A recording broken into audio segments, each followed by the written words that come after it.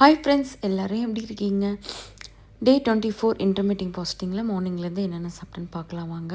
அதுக்கு முன்னாடி பார்த்திங்கன்னா லாங் வீடியோ போட்டிருக்கேங்க. இன்றைக்கி வந்து செக் பண்ணி பாருங்கள். மில்லட்டு மாவு வந்து எப்படி அரைக்கிறதுன்னு சொல்லிட்டு போட்டிருப்பேன்.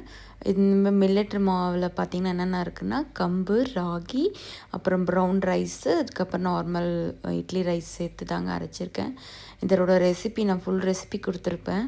கண்டிப்பாக செக் அவுட் பண்ணி பாருங்கள். அப்புறம் ஃப்ரைடே அன்றைக்கி ஷாப்பிங் போனது, ஃப்ரைடே நான் லன்ச் பண்ணேன். இந்த 25 டேஸில் வந்து எவ்வளோ வெயிட் லாஸ் ஆகிருக்குன்றதும் நான் லாங் வீடியோவாக கொடுத்துருக்கேன். கண்டிப்பாக செக் பண்ணி உங்களோட சப்போர்ட்டை எனக்கு கொடுங்க.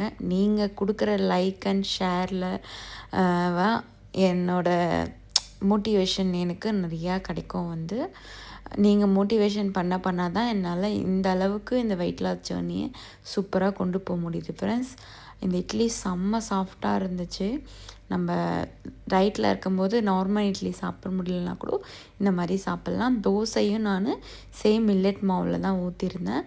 மார்னிங் எப்பவும் போல் 10 o'clock போல் ஹாட் வாட்டர் குடிச்சிட்டு 2 தோசை எடுத்துக்கிட்டேன். அதில் ஒரு எக்கு தோசை, நார்மல் தோசை, கொஞ்சம் கார சட்னி வச்சு எடுத்துக்கிட்டேன். மார்னிங் ஒரு 10:30 போல்.